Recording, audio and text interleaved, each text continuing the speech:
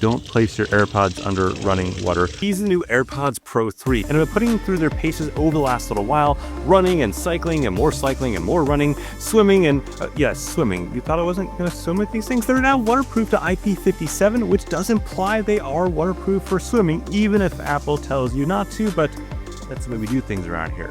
In any case, I'm going to dive through all of the newness, primarily from a sports and fitness standpoint, and dive into accuracy, including how they compare to chest straps and other heart rate sensors, given the fact that Apple's PowerBeats Pro 2 that came out earlier this year were a complete dumpster fire.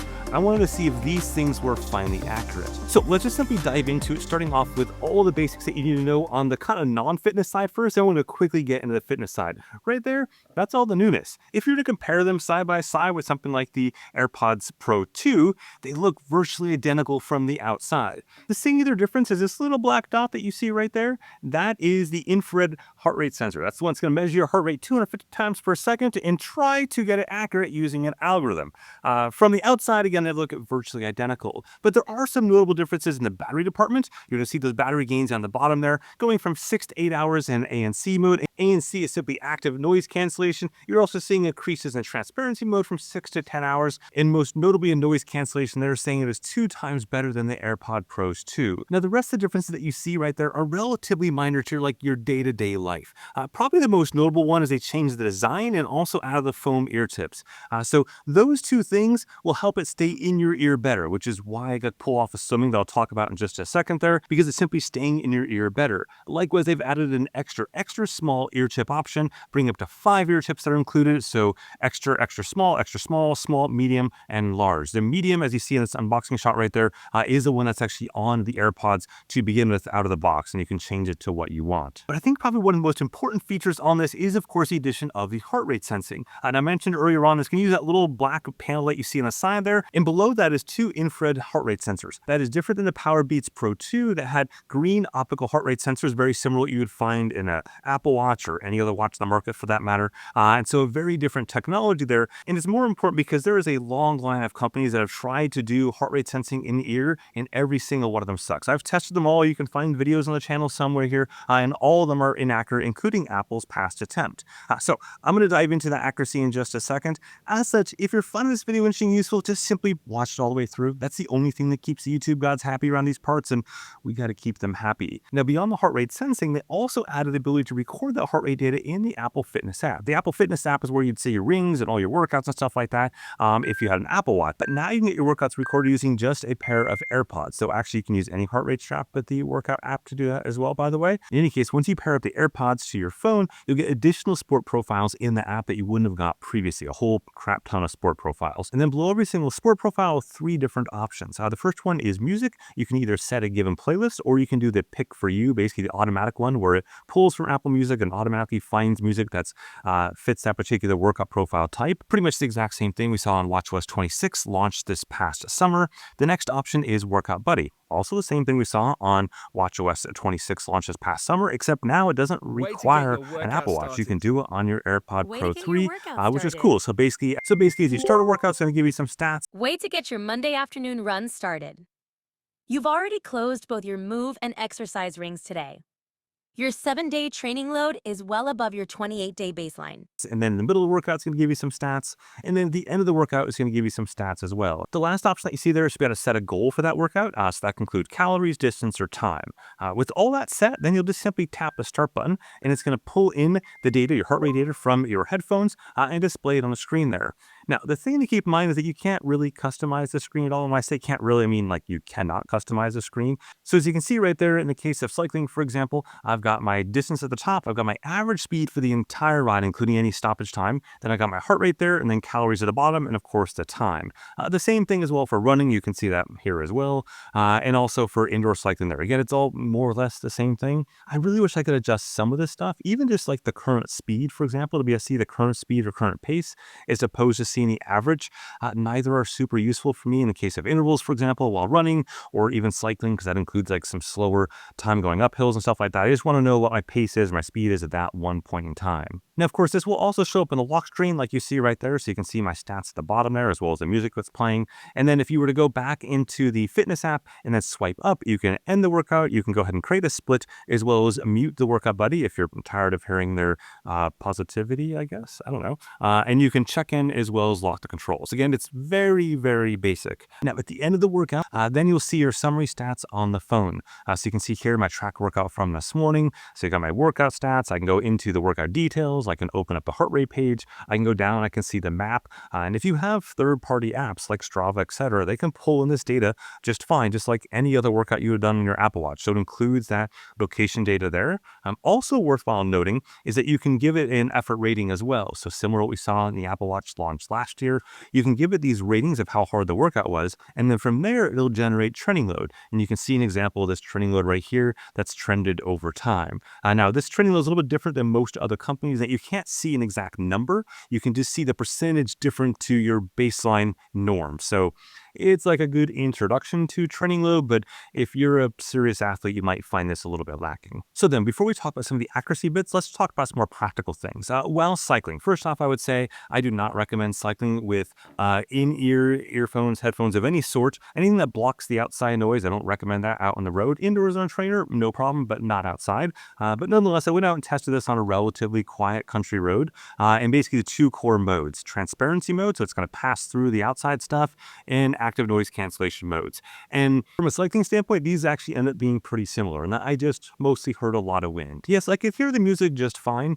but there was still a ton of wind noise being piped in, and that's because what it's doing behind the scenes is using the microphones inside of this to go ahead and figure out what is wind noise and what is speaking noise, and then pulls that in and noise cancels it, right? Depending on what mode you're in, transparency or noise cancellation. And it's just not good from a wind standpoint there. Apple says they did change things on basically the wind flow inside of this that hopefully will improve some of that. It is a little bit better than the AirPod Pros 2, AirPod Pro 2, it's better before, but it's not ideal. Like, you're still going to hear a lot of wind, but I would love if that wind just simply went away entirely. And then if you get to slower speed sports like running, for example, doing intervals this morning on the track, there was one corner where the wind kind of came a little bit stronger than the rest. It didn't bug me too much, and I could still hear my music perfectly fine throughout that, but you could also hear the wind in that particular corner of the track. So then let's talk about the durability. One of the things that Apple touted is the increase from IP54 to IP57. Now, in the IP numbering, the first number is basically around dust protection, essentially, so dust and dirt protection, and that stayed the same at 5. The second number, however, is around waterproofing, and that one increased from 4 to 7. So in the past, it was basically protected against splashes and whatnot, and then now at 7, it's protected against 1 meter deep for 30 minutes. That's the international definition of IP57. In the case of Apple, though, they do make the point on their webpage to say that you should, quote, don't place your AirPods under running water, such as a shower or faucet. Noted. Don't swim with or otherwise submerge your AirPods. Also noted.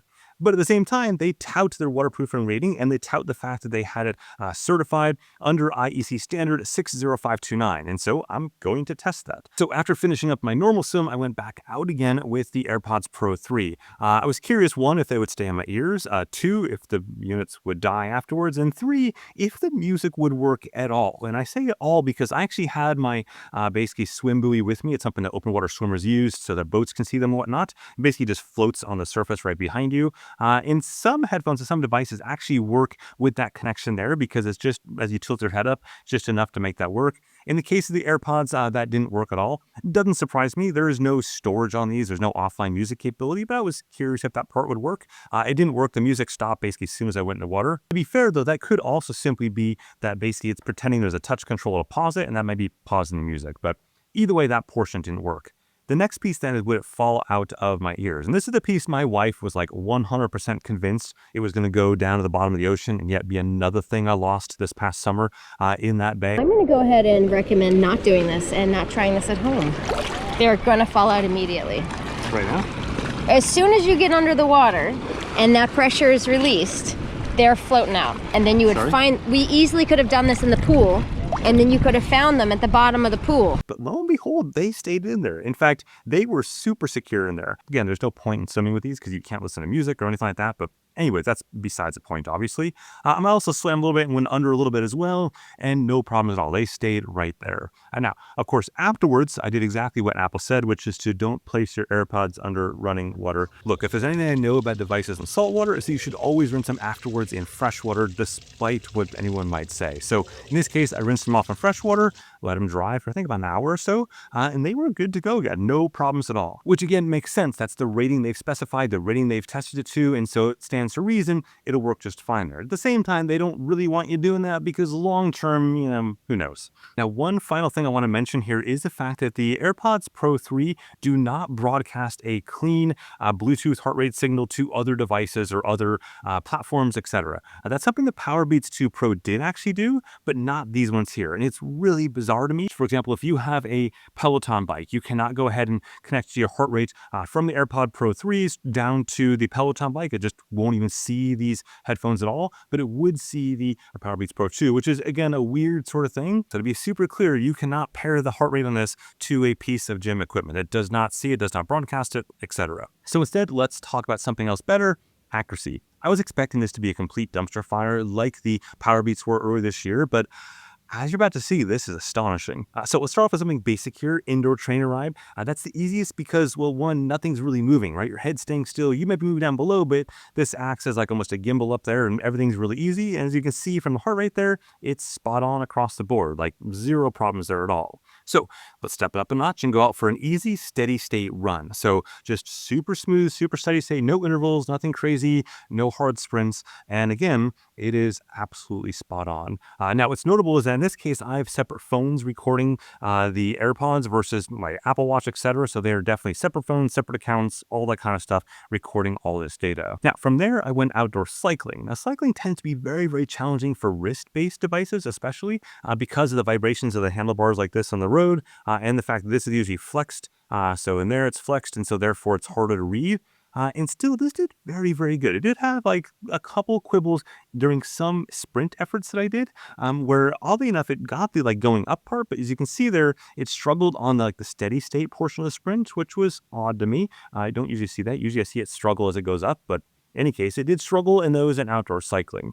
But the real test would be this interval workout I did this morning on the track. So this was 4x800, 4x400s, 4x like 150s, or like 30-second sprints essentially, plus warm up and cool down. And as you can see here, it's astonishing. Like, that is really, really good. The only little blips that you see there are not the AirPods, but instead the Whoop MG strap, which is this one there, and then on this side the Polar 360 band as well. This is astonishing for a couple reasons. One, Apple went from being dumpster fire 8 months ago to now being like the gold standard, which I hate that term, but gold standard, if you will, for in-ear heart rate sensing headphones, which keeping in mind that right now that particular camp has no one else in it that works. No one has done it successfully ever yet to date. So that's, I guess, is what it is. And then more importantly, the fact that they did this without compromising any of the audio side of it. Like, the audio side is just as good as it's always been in the past. I've enjoyed that and continue to enjoy that. I continue to use AirPod Pros for all the other things I'm using for, but now I have very dependable heart rate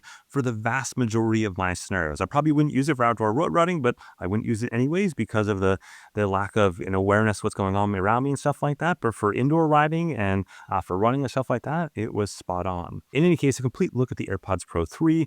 There is a ton more sports tech coming up over the next little while. I got watches, more watches. We got a lot of watches this week, and then a lot of other categories next week. So hang tight. Again, if you found this interesting and useful, just go ahead and subscribe at the bottom there, or like button, I guess, as well. With that, have a good one.